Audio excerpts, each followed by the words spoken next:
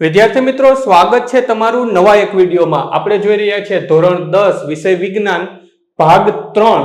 પાઠનું નામ છે રાસાયણિક પ્રક્રિયાઓ અને સમીકરણ। ભાગ 1 અને ભાગ 2 ની અંદર આપણે રાસાયણિક પ્રક્રિયાઓ વિશે વાત કરી। જો ના જોયો તો લિંક ડિસ્ક્રિપ્શનમાં છે, ત્યાં જઈને જોઈ લેજો।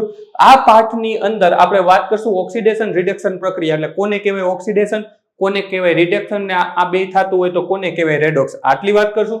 સાથે સાથે રોજિંદા જીવનમાં ક્યાં ઓક્સિડેશન થાય છે એ, અને પેજ નંબર 13 ઉપર જે આપણને પ્રશ્નો આપ્યા છે એની ચર્ચા આપણે આ પાઠમાં કરશું। તમને પરીક્ષામાં શું પૂછાઈ શકે તો કે ઓક્સિડેશન રિડક્શન પ્રક્રિયાઓ એટલે શું સમજાવો, અથવા તો 1 માર્કમાં વ્યાખ્યા પૂછી શકાય રેડોક્સ પ્રક્રિયા કોને કહેવાય, અથવા તો રોજિંદા જીવન, આની ઉપરથી પણ પ્રશ્ન પૂછી શકાય કે રોજિંદા જીવનમાં જોવા મળતી ઓક્સિડેશન પ્રક્રિયાઓ વર્ણવો, તો બધા મોટા પ્રશ્નો પૂછી શકાય। તો આ રીતે પરીક્ષામાં પ્રશ્નો આવશે। ને વિડીયો ચાલુ કરીએ એ પહેલા તમે જો જ્ઞાન વિશ્વ ઉપર નવા છો અથવા તો હજી સુધી જ્ઞાન વિશ્વને સબસ્ક્રાઇબ નથી કરી, નીચે આપેલા સબસ્ક્રાઇબ બટનને ક્લિક કરો, બાજુનો બેલ આઇકન પણ દબાવો। વિડીયો કેવો લાગ્યો અથવા કઈ ના સમજાય કોમેન્ટ કરીને જણાવજો। તો સૌપ્રથમ તો આપણે ઓક્સિડેશન અને રિડક્શન એટલે શું એ સમજીએ। જે પ્રક્રિયાની અંદર ઓક્સિજન ઉમેરાતો હોય એને ઓક્સિડેશન કહેવાય, આટલું મગજમાં રાખશું। હજી આમાં થોડીક વ્યાખ્યાને આપણે ડીપમાં લઈ જવી હોય તો આપણે એવું કહી શકીએ કે જે પ્રક્રિયાની અંદર ઓક્સિજન ઉમેરાતો હોય અથવા હાઇડ્રોજન બાદ થતો હોય, જેમાં ઓક્સિજન આવતો હોય તોય ભલે અને હાઇડ્રોજન બાદ થતો હોય તોય ભલે, એને ઓક્સિડેશન પ્રક્રિયા કહેવાય। રિડક્શન એટલે શું, એનાથી ઉલટું કે જે પ્રક્રિયામાં ઓક્સિજન ગુમાવાતો હોય એટલે કે ઓક્સિજન જતો હોય અથવા તો હાઇડ્રોજન મેળવતા હોય એને રિડક્શન પ્રક્રિયા કહેવાય। ફરીવાર, ઓક્સિજન આવે, ઓક્સિજન ઇન થાય તો ઓક્સિડેશન, ઓક્સિજન આઉટ થાય તો રિડક્શન। જેમાં ઓક્સિજન મળે એ ઓક્સિડેશન, ઓક્સિજન દૂર જાય એમાં રિડક્શન। હવે અહીંયા જોઈએ, આપણે તમારી ટેક્સ્ટબુકની અંદર એક કોપરની એક પ્રયોગ આપ્યો છે કે કોપરની પ્લેટ, કોપરને એક ચાઇના ડીશમાં અથવા તો વાટકીમાં, બાષ્પ વાટકીમાં જ્યારે ગરમ કરીએ છીએ ત્યારે એની ઉપર કાળું લેયર જામે છે। લેયર શું કામ જામે છે તો જ્યારે આપણે એને ગરમ કરીએ છીએ ત્યારે કોપર છે એ હવામાં રહેલા ઓક્સિજન સાથે પ્રક્રિયા કરીને કોપર ઓક્સાઇડ CaO બનાવે છે, જે કાળા કલરનું લેયર જમાડે છે। હવે એનાથી ઊંધું કે એ જે CaO નું કાળું લેયર છે એની ઉપર જો હાઇડ્રોજન વાયુ પસાર કરીએ, જો કે આ પ્રક્રિયા લેબમાં શક્ય બને ત્યાં સુધી નહીં તમને બતાવે આનો પ્રયોગ લેબમાં કરીને, કારણ કે હાઇડ્રોજન સાથે ડાયરેક્ટ ડીલ કરવામાં શું થાય છે, હાઇડ્રોજન બહુ જ્વલનશીલ પદાર્થ છે, તરત જ સળગી જાય છે।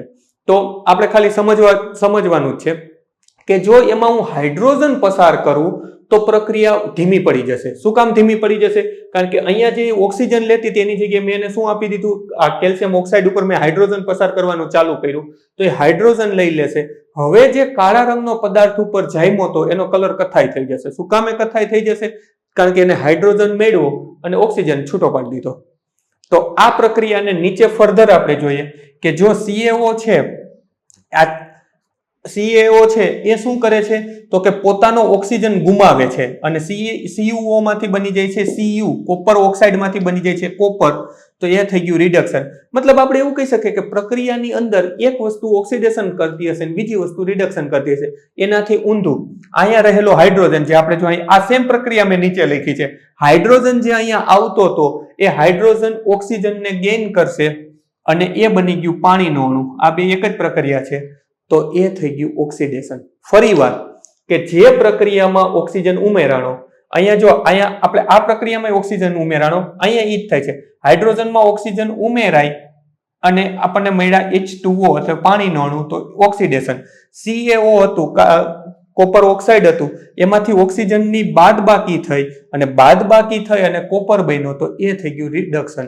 એટલે કે પ્રક્રિયાની અંદર કોઈ એક તત્વ, એક પદાર્થ ઓક્સિડેશન અનુભવતું હશે જ્યારે બીજો પદાર્થ રિડક્શન અનુભવતું હશે। કોઈ ઓક્સિજન લેતું હશે અને કોઈ ઓક્સિજન દેતું હશે। જે લે છે એ ઓક્સિડેશન થાય છે, જે દે છે એનું રિડક્શન થાય છે। અહીંયા કોપર ઓક્સાઇડ છે એ ઓક્સિજન આપે છે H2 ને, તો એનું રિડક્શન થયું। આ H2 નો અણુ છે એ કોપર ઓક્સાઇડ નો ઓક્સિજન લે છે તો એનું થઈ ગયું ઓક્સિડેશન। અને જેમાં આવું ઓક્સિડેશન અને રિડક્શન બેય થતું હોય એને કહેવાય રેડોક્સ પ્રક્રિયા। સિમ્પલ મળી ગયું કે જે પ્રક્રિયામાં ઓક્સિડેશન રિડક્શન બંને જોવા મળતું હોય એને કહેવાય રેડોક્સ પ્રક્રિયા। હવે અહીંયા એક હજી એક ઉદાહરણ તમને આપ્યું છે, ઝીંકનું ઓક્સાઇડ સાથે આપણે કરીએ ત્યારે કે ઝીંક ઓક્સાઇડ છે આ ઓક્સિજન ગુમાવશે તો ઝીંકનું શું થઈ ગયું? રિડક્શન. અને આ કાર્બન છે એ ઓક્સિજન મેળવશે, અહીંયા જો CO બની ગયું, તો જે વસ્તુ મેળવે છે આનું થઈ ગયું ઓક્સિડેશન. ગુમાવે રિડક્શન, મેળવે ઓક્સિડેશન. ફર્ધર વ્યાખ્યાને એક લીટીમાં આગળ લઈ જવી હોય તો ઓક્સિજન મેળવે અથવા તો હાઇડ્રોજન ગુમાવે. આ ખાસ યાદ રાખજો. અત્યાર સુધી આપણે એમ જ એમાં ઓક્સિજન મેળવે અથવા તો ઓક્સિજન ગુમાવે, પણ નહીં. હવે ડિટેલમાં યાદ રાખો, ઓક્સિજન મેળવે અથવા તો હાઇડ્રોજન ગુમાવે, બેમાંથી કોઈ પણ એક થતું હોય તો એને કહેવાય ઓક્સિડેશન. એનાથી વિરુદ્ધ ઓક્સિજન ગુમાવે જતો કરે અથવા તો હાઇડ્રોજન મેળવે તો એને કહેવાય રિડક્શન. હવે આ ઓક્સિડેશન રિડક્શન જોયા બાદ આપણે રોજિંદા જીવનમાં ઓક્સિડેશન પ્રક્રિયાઓ જોઈએ. વિદ્યાર્થી મિત્રો, આપણે ઓક્સિડેશન રિડક્શન અથવા તો રેડોક્સ પ્રક્રિયા જોયા બાદ રોજિંદા જીવનમાં ઓક્સિડેશન પ્રક્રિયાઓની અસરનું અવલોકન સમજીએ. એમાં આપણને બે ટોપિક આપ્યા છે, એક તો ક્ષારણ અને ખોરાપણું અથવા તો ખોરું થવું. તો ક્ષારણ એટલે શું? તો કે આપણને ખ્યાલ છે કે આપણી ઘરે અથવા તો જનરલી જ્યારે લોખંડની કોઈ વસ્તુ નવી લઈએ તો એકદમ ચળકાટ ધરાવતી હશે. ધીરે ધીરે કરતા એની ચળકાટ ઓછી થતી જાય, ઝાંખી પડતી જાય અને એની ઉપર એક કથ્થાઈ રંગનું લેયર જામે, જેને આપણે કાટ કહીએ છીએ. આ પેલો. એ સિવાય ચાંદી અથવા આપણી ઘરે ચાંદીની કોઈ વસ્તુઓ હોય, વસ્તુ મતલબ કે ઘરેણા અથવા તો તાંબાના કોઈ વાસણ હોય, એ જ્યારે નવા હોય ત્યારે એકદમ ચળકાટ ધરાવતા હશે. ધીમે ધીમે ચાંદી કાળું પડતું જશે. અથવા તો જે પણ આપણું તાંબાનું વાસણ છે એ તાંબાનું વાસણ ધીરે ધીરે કેવું લીલાશ પડતું થતું જશે. આવું થવાનું કારણ છે કે તેમાં થતી ઓક્સિડેશન પ્રક્રિયાઓ. ઓક્સિડેશન પ્રક્રિયાઓ એટલે શું?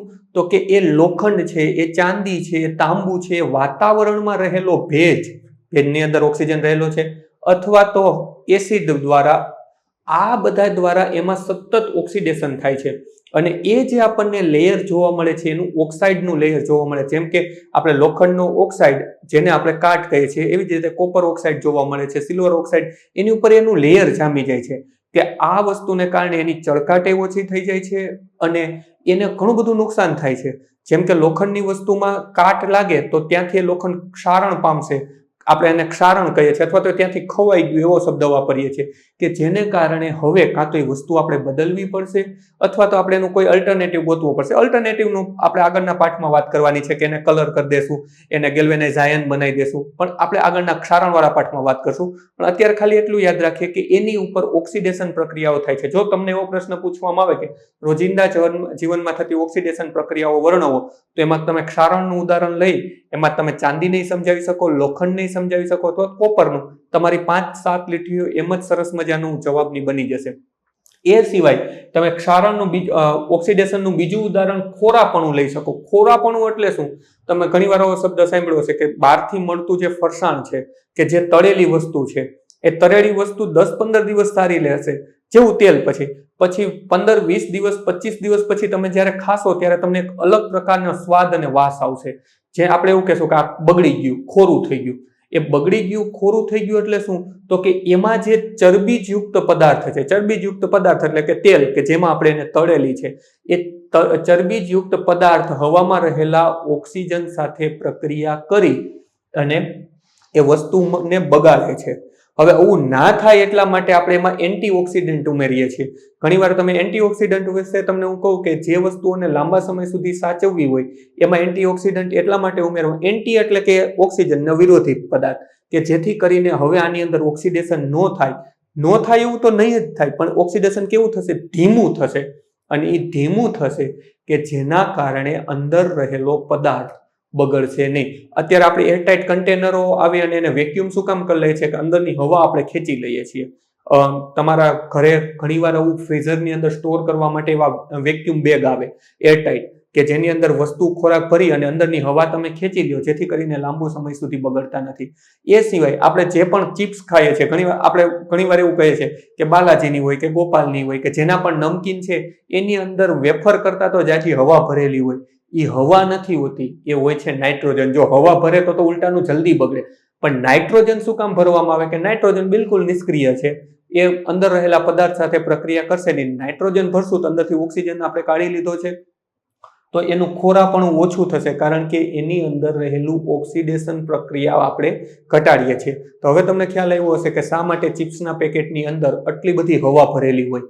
એ હવા નથી હોતો, એ હોય છે નાઇટ્રોજન, કે જેથી કરીને ઓક્સિડેશન પ્રક્રિયાઓ ઘટાડી શકાય. હવે આપણે 2 ટોપિક ભણ્યા પછી પેજ નંબર 13 ઉપર રહેલા પ્રશ્નોના જવાબ મેળવીએ. વિદ્યાર્થી મિત્રો, ઓક્સિડેશન રિડક્શન, રેડોક્સ પ્રક્રિયા અને ઓક્સિડેશન પ્રક્રિયાના રોજિંદા જીવનમાં ક્યાં અસરો છે એ જોયા બાદ આપણે પેજ નંબર 13 ના પ્રશ્નો જોઈએ. હવે પહેલો જ પ્રશ્ન આપણને આપ્યો છે કે જ્યારે કોપર સલ્ફેટના દ્રાવણમાં આયનની ખીલી ડુબાડવામાં આવે છે ત્યારે કોપર સલ્ફેટનું દ્રાવણનો રંગ શા માટે બદલાય છે? સિમ્પલ વસ્તુ છે કે આપણું જે આ CuSO4 છે, કોપર સલ્ફેટ, એમાં આપણે જ્યારે આયનને ખીલી ડુબાડીએ તો બની જાય FeSO4 અને Cu આપણું છૂટું પડી જાય. વિસ્થાપનની પ્રક્રિયા થાય છે, યાદ રાખજો. આ Fe એટલે કે લોખંડ જે છે, આયન છે, એ વધુ ક્રિયાશીલ છે, એના કારણે Cu ને અહીંયાથી હટાવી દે છે અને એની જગ્યાએ પોતે ગોઠવાઈ જાય છે, એટલે FeSO4 થઈ ગયું અને આપણને નિપજ તરીકે કોપર મળે છે. ને FeSO4 નું દ્રાવણ લીલાશ પડતા રંગનું હોય છે, એટલા માટે દ્રાવણનો રંગ બદલાઈ જાય છે. પેલું જે દ્રાવણ હતું CuSO4 નું, આ જે ઓરિજિનલ CuSO4 નું દ્રાવણ હતું એ ભૂરા રંગ, બ્લુ કલરનું હતું, એના જગ્યાએ કેવું થઈ ગયું? હવે લીલાશ પડતા કલરનું થઈ જાય. તો આપણે આનો જવાબ એવું લખી શકીએ કે કોપર સલ્ફેટના દ્રાવણનો રંગ શા માટે બદલાય છે? કારણ કે આયન અથવા તો લોખંડ કોપર કરતા વધુ સક્રિય અથવા તો ક્રિયાશીલ છે, કે જેથી કરીને એ કોપરનું વિસ્થાપન કરે છે. શબ્દ યાદ, આવા શબ્દો લખવાના કે જેથી કરીને આપણા જે પેપર જોઈએ છે ને એમ લાગે કે આનો કન્સેપ્ટ ક્લિયર છે. કોપરનું વિસ્થાપન કરે છે. વિસ્થાપનની ઘટનાને કારણે આપણને એનો રંગ બદલાયેલો જોવા મળે છે. હવે આપણને એવું કીધું પ્રવૃત્તિ 1.10 માં તમને દર્શાવે સિવાયની કોઈ એક વિસ્થાપનની પ્રક્રિયા લખો. દ્વિવિસ્થાપનની પ્રક્રિયા લખો. તો એક હું પ્રક્રિયા લખી દઉં છું. Na2CO3 sodium carbonate. હવે એની કેલ્શિયમ ક્લોરાઇડ સાથે CaCl2 સાથે જ્યારે હું પ્રક્રિયા કરું તો દ્વિવિસ્થાપિત થશે. આ Na2 છે એ અહીં ક્લોરીન સાથે જોડાઈ જશે તો મને કંઈક આવું મળશે, NaCl. આપણે આને સંતુલિત નથી, પાછળથી સંતુલિત કરી દેશું. અને આ જે છે Ca એ કેલ્શિયમ સાથે જોડાઈ જશે તો કેલ્શિયમ કાર્બોનેટ એટલે CaCO3. હવે આના અણુઓ તો ઓકે છે, Ca બરોબર જ છે એકવાર, CO3 એકવાર છે. અહીંયા આપણું Na જે છે, આપણું NaCl એકવાર છે. અહીંયા ક્લોરીનના 2 અણુ છે અને અહીંયા Na ના 2 અણુ છે. આગળ હું આગળ લગાડી દઉં 2. બધું થઈ ગયું સંતુલિત, બધાના ડબલ અણુ થઈ ગયા. તો અહીંયા આપણી પ્રક્રિયા સંતુલિત થઈ ગઈ. ત્યાર પછી આપણે કીધું નીચે દર્શાવેલ પ્રક્રિયામાં ઓક્સિડેશન પામતા અને રિડક્શન પામતા પદાર્થને ઓળખો. તો પહેલી જ છે સોડિયમની ઓક્સિજન સાથેની પ્રક્રિયા થઈને Na2O બને છે. તો હવે અહીંયા આ Na ઓક્સિજન મેળવે છે એટલે એનું ઓક્સિડેશન થાય છે અને O2 તો ગુમાવે છે, એનું રિડક્શન થાય છે. તો ઓક્સિડેશન પામતો પદાર્થ કયો થયો અહીંયા? તો અહીંયા આપણે લખી નાખીએ ઓક્સિડેશન પામતો પદાર્થ કયો થયો, કે કોને ઓક્સિડેશન થી કોને ફાયદો થયો? તો Na2O. અને રિડક્શન પામતો પદાર્થ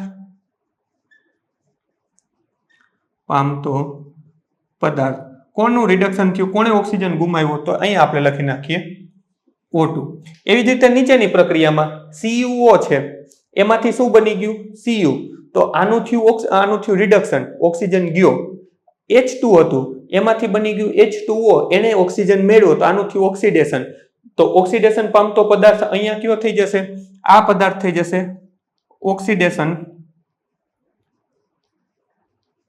પામતો પદાર્થ, અને આ પદાર્થ થઈ જશે રિડક્શન પામતો પદાર્થ. જો મેં ડીપમાં નથી લખ્યું, તમે આને વ્યવસ્થિત ડિસ્ક્રાઇબ કરીને લખી શકો.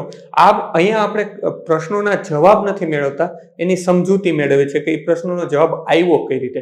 વિડીયોને પોઝ કરી જો આનું રેફરન્સ તરીકે તમારે આને ઉતારવું હોય તો ઉતારી લેજો તમારી નોંધપોથીમાં, અને ડિસ્ક્રિપ્શનની અંદર બધા જ ભાગ 1, 2, 3 ઇવન સ્વાધ્યાયના જવાબ તો મેં આખા આપી દીધા છે. તો સ્વાધ્યાયના જવાબની લિંક નીચે ડિસ્ક્રિપ્શનમાં છે, ત્યાંથી જોઈ શકશો. વિડીયોમાં કંઈ સુધારો હોય અથવા તો તમારા કંઈ સૂચન હોય અથવા તો કેવો લાગ્યો મને કોમેન્ટ કરીને જણાવજો.